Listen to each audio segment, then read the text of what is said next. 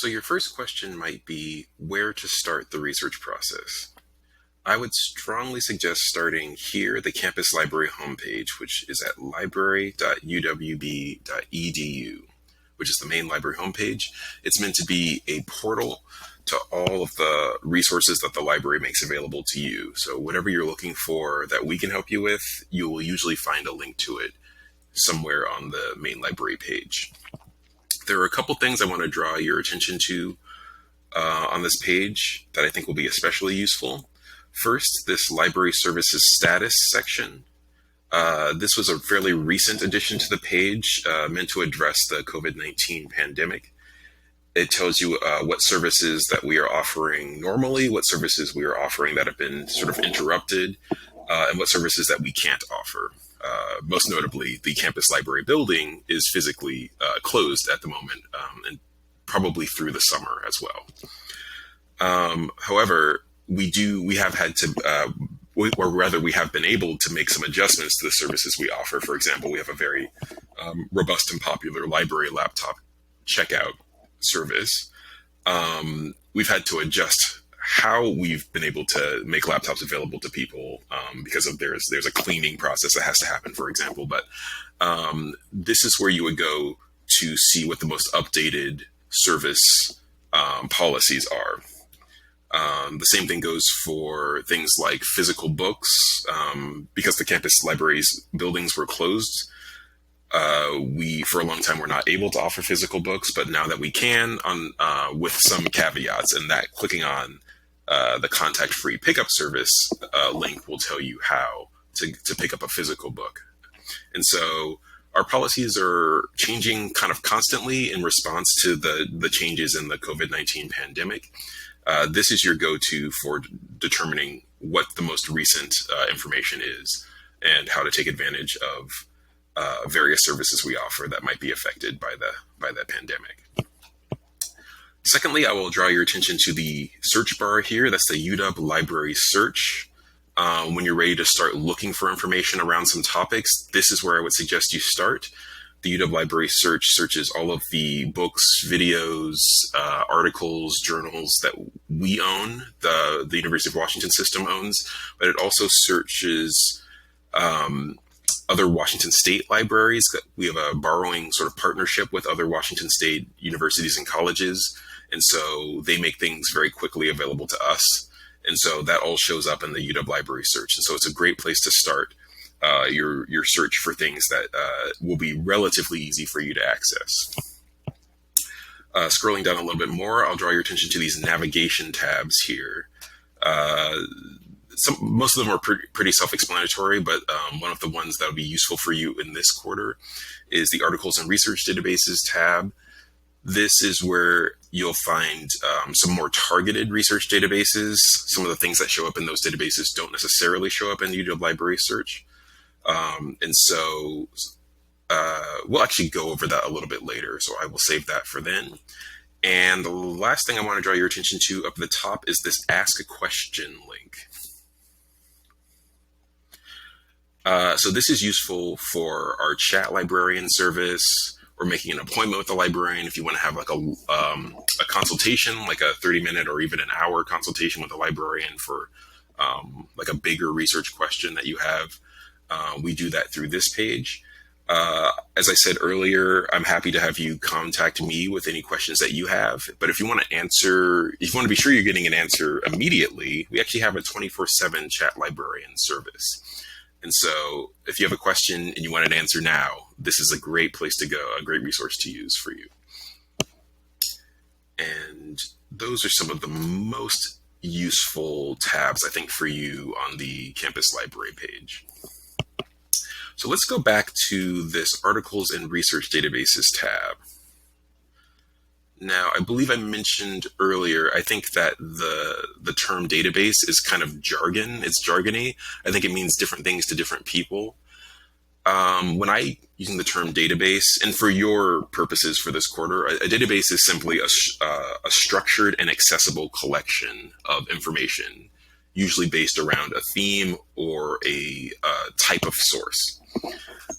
So what I mean by that is, as far as types of sources go, or formats of sources, If you click on this drop-down menu, it has, we have databases, for example, that are all ebooks. We have databases that are all videos. Newspaper databases, that's a commonly used one because sometimes you want to do research on how something was reported at the time that it happened. Like historically, we have all of these newspaper databases that specifically serve that information need. And so that is one way to organize, that we organize our databases.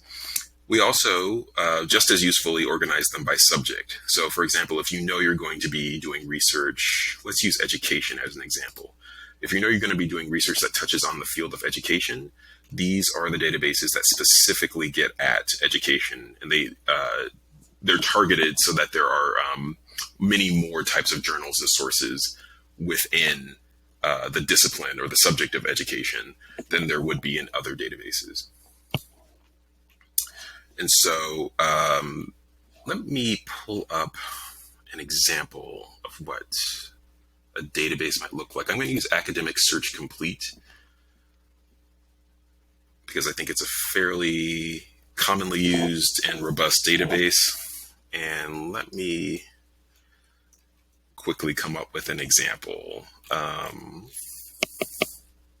Actually, an example I know we're going to use later is the effects of marijuana on academic performance. Let's say you did a very basic search like this. This is actually not a very good search, so don't copy this. So that might actually be how you search it in Google, but this database doesn't function the same way as Google. This is what the kind of results you'll see. And so you'll see article titles. You'll usually get an abstract, which is a brief description of what the article is about, what the conclusions were. It's usually the first thing you're going to want to read. If it sounds irrelevant, then you probably don't want to read the whole article. And if it sounds highly relevant, you're definitely going to want to read the article. This is in a different language. Let me find a different example. And then it'll also give you the authors of the piece. This is the journal that the article appeared in.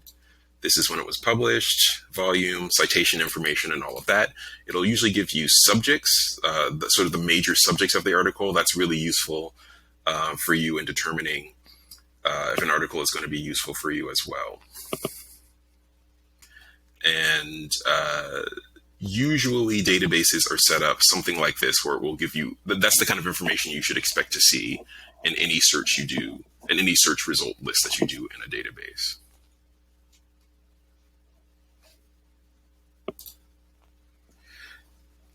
And I see that someone had some fun naming this article. But actually, let's use this as an example.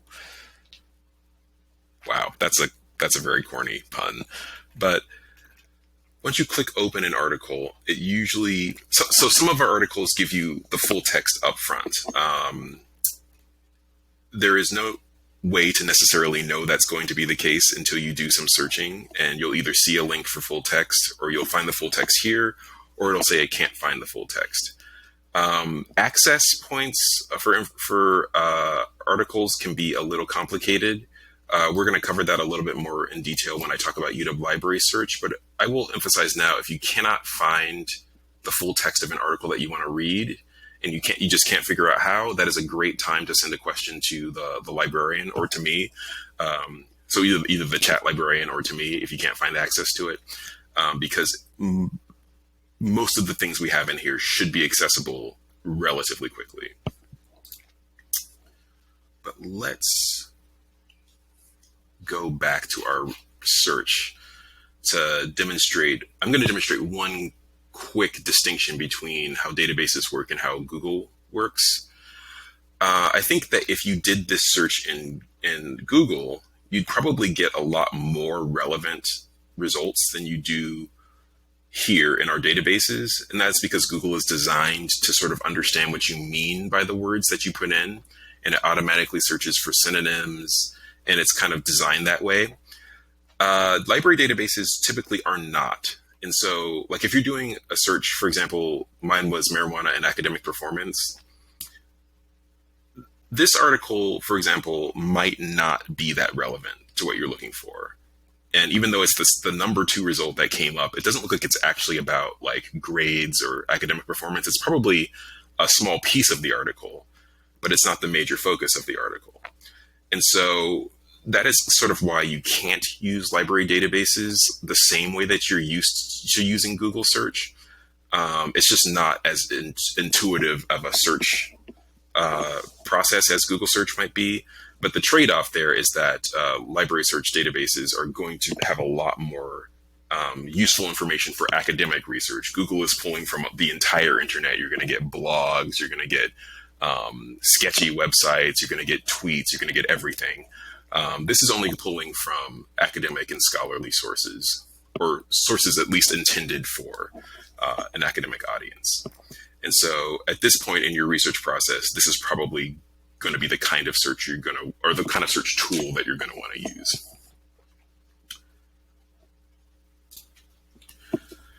So the question you might have, if you can't search this the way that you might be used to searching in Google search, how do you pull the most effective information or the most relevant and useful information out of these databases?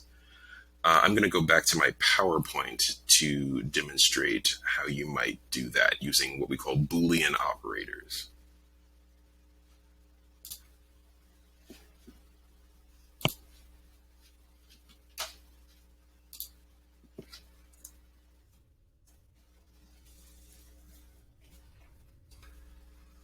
So in short, Boolean operators are just little short-term keywords that you put into a database to help the database understand what you mean and what you're looking for. So, and they can actually make your search very powerful. And actually, they also tend to work in Google search and other search engines as well. And so I think the 4 most common and useful Boolean operators for your purposes are and, or, not, and these quotation marks. So very briefly, what and does is it searches for sources where every term connected with and is searched for and must appear in the result. And so if you did, for example, marijuana and grades, every result would be about both of those topics, marijuana and grades. If you used or, what OR does is it searches for sources where any of your ideas appear. So it's great for synonyms. And so you could say marijuana or cannabis or weed or Mary Jane. I'm out of synonyms. And so that's great too, because different researchers and different people refer to things in different ways.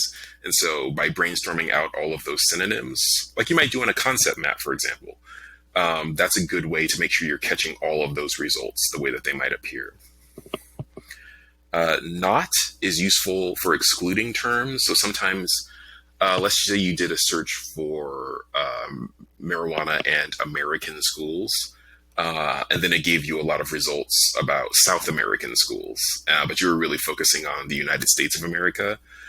What that not Boolean operator could do is you could say not South, and it would remove all of the results where the word South showed up. And the quotation marks are useful in that they search for an exact phrase. So say you have a multi-word phrase. Databases are very good at searching for the individual terms that you put into the database, but it doesn't necessarily know what you mean. It's not what they call a semantic web, where it can sort of parse your meaning by your terms. Our databases are not as advanced as all of that, and so sometimes you need to enter your phrase with quotes around it, so it will look for that exact phrase in your results, and it won't just bring up results where any of those where all of those words appear, but in any order. That's what will happen if you don't use the quotation marks. And so I'm actually going to demonstrate a bunch of these for you now, because I'm not sure if that was clear from just looking at the PowerPoint. So I'm going to go back to, let's try UW Library Search.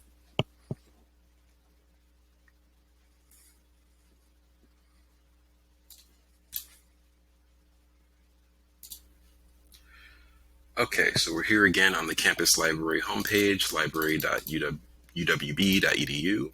Scroll down to the UW library search.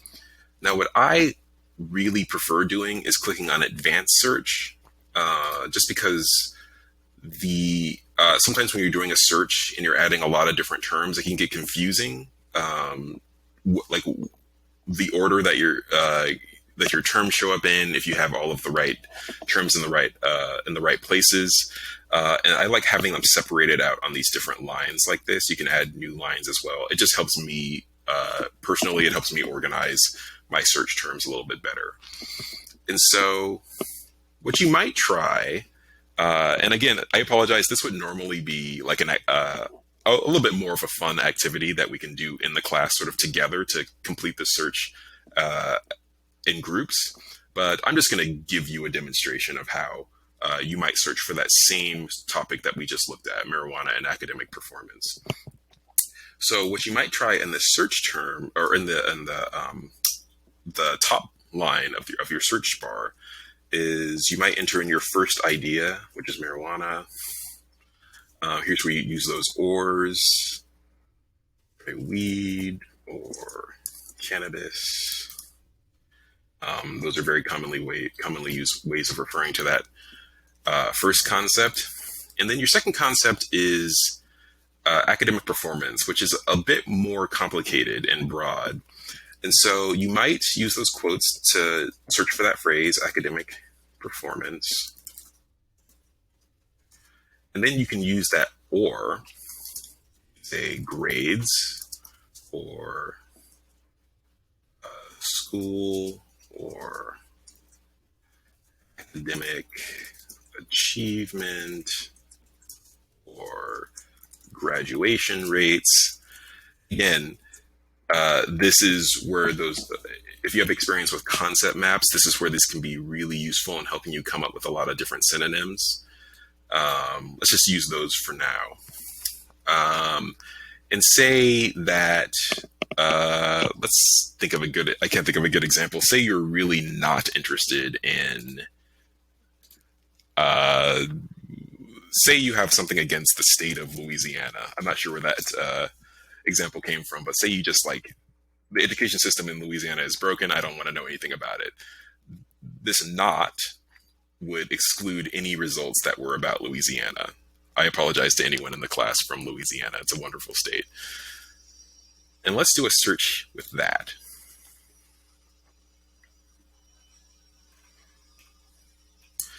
So,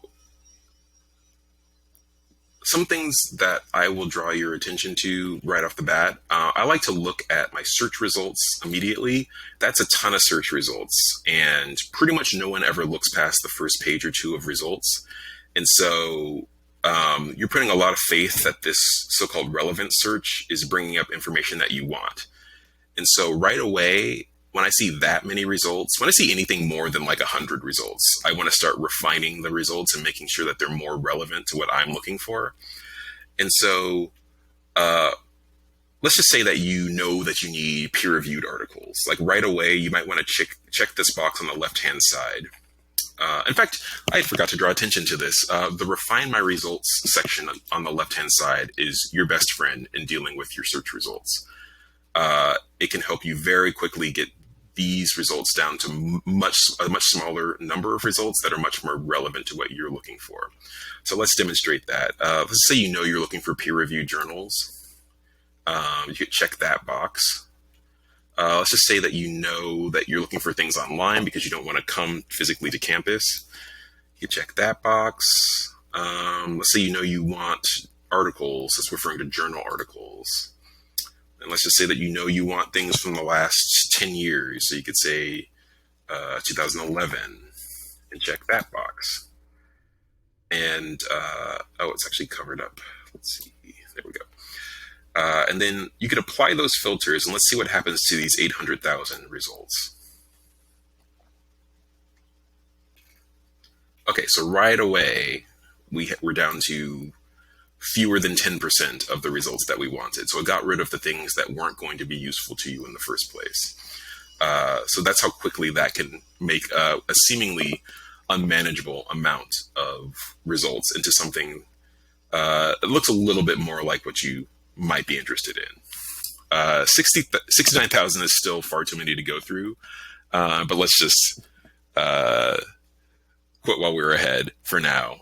You can always play around with these other sorting options. You can sort by journal title, language. Like journal title might be interested if you know that a journal is an academic journal that publishes articles. You might find that they're doing work that you find very, very interesting.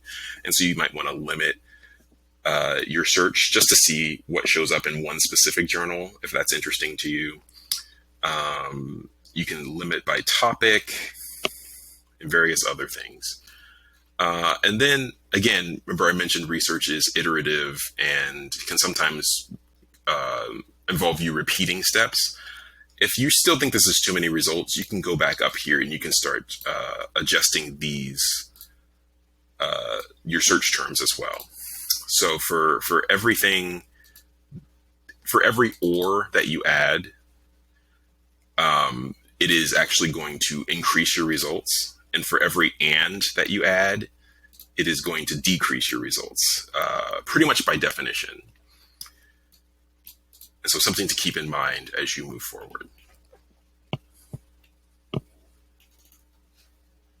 And so, actually, this gives an opportunity to discuss access as well. In the UW Library Search, we try to make it really easy for you to find access to articles. So if you click on this check for online access, let's just say that this article was exactly what you're looking for. It's so perfect. You must get access to this article. If you click on check for online access, it'll give you all of the access points that we offer you for this article. The first thing I would suggest doing is log in with your UW Net ID. This will ensure that you can access the article. And so we access this article through these two different vendors. You don't need to know the details of all of that, but if you click on either of these links, it should take you to the journal article. This looks like the abstract. Download PDF, that will download the entire article for you. And that's how access works, generally speaking. If you run into any trouble, again, shoot me an email, or even better, find the 24/7 chat librarian, and they can help you access the article more quickly. So I hope that made sense. That is, I think, a good way to get you started doing searching and a little bit sort of power searching in these databases. Those Boolean operators are going to be your best friend. They can very quickly limit the results that you get down to a more manageable list of results. And then these refining tools down the left-hand side of your results page are going to be useful to you as well. These refining tools, search, is that they give you a lot of power to refine your results and look for specifically what you're after, the specific topic that you're after.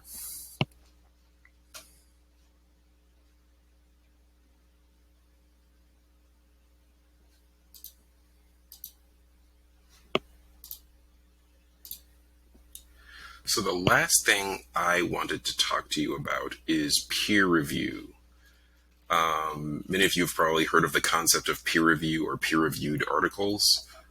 And you might have questions as to why that is something that in academic spaces that is hit home so much, like you need to find peer-reviewed articles. I have a very short video that I like to show I think is a great introduction to peer review, just so we're all on the same page. And so you are going to get a video within your video. And I'm just going to let this play.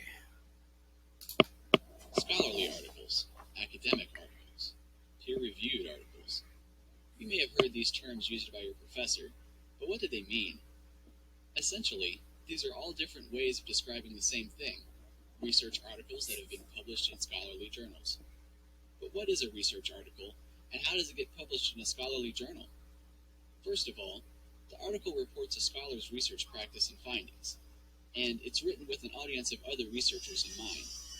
Finally, in order to be published and accepted by the scholarly community, the article must pass several quality tests. The most important of these tests is called peer review. We can get a better understanding of the role of peer review if we look at the academic publishing process as a whole. Let's imagine a researcher who wants to share a discovery with the academic community. To do this, he writes a draft article describing his research and findings and submits it for publication in the scholarly journal. Here's where the article has to pass its first test. The journal's editor reads over the article to decide whether it's a good fit for her journal. If it is, she sends copies of the article to a group of experts to evaluate the article's quality in a process called peer review. This is the article's second and most important test. These experts are the author's peers, since they're working in the same research area. And since they're making a judgment about the article, they're sometimes called referees. So peer-reviewed articles are sometimes called refereed articles. Each reviewer evaluates the article by asking questions to judge the quality and significance of the research. Questions like, what is this research about? Is it interesting? Is it important? Is the methodology sound? Are the conclusions logical? And are the findings original? Based on the answers to these questions, the reviewers decide whether the article is worthy of publication in the journal. They then make a recommendation to the editor, either approve the article for publication or reject it. Even if they recommend publishing the article, they usually expect the author to make revisions. The editor, however, makes the final determination whether the article should be approved, rejected, or revised. Rejection is common, though. The most prestigious journals are very selective about the articles they publish, so they tend to have high rejection rates. Some journals reject more than 90% of the submissions they receive. From the time the researcher first submits his draft article to the time it is finally published, several months or years may have elapsed. Once the journal is published, it is made available to subscribers, which are usually university libraries, because individual subscriptions are very expensive, often hundreds or thousands of dollars a year. By the way, like all established systems, the peer review system has its critics, and scholars continue to think about how the peer review process might be improved. The library has tools to help you find peer-reviewed research. If you want to know more about the peer review process or need help finding peer-reviewed articles, ask a librarian for help. So I think that's a fairly good encapsulation of what the peer review process looks like. Actually, so a real life example, I have a peer-reviewed article in process of publication right now, and I actually recently received a request for revisions. A section of a big section of the article was considered by the peer group to be too specific, and so it didn't pass the test of sort of so what, like who will care about this, because it is so specific to my job that it needs to be sort of broadened out. And so that's the kind of feedback that you sometimes get from peer reviewers. And actually, you know, as annoying as it is, they were correct about that. So you probably want to know how to tell if an article is peer reviewed. In the UW Library Search, as you can see from this page, we try to make it fairly obvious, or fairly easy to discover, rather. So you remember in this search, we did a search, we limited the search just to peer-reviewed journals, so everything here should be peer-reviewed, and it will have this icon that just pops up saying, this is a peer-reviewed article. So another reason to use the UW Library Search is that we make that process fairly easy. Most other databases allow you to do a search very similar to this. They let you search for just peer-reviewed articles as well. I suggest you take advantage of that. One note, newspapers, magazines, and books are very rarely, or at least significantly less likely to be peer-reviewed.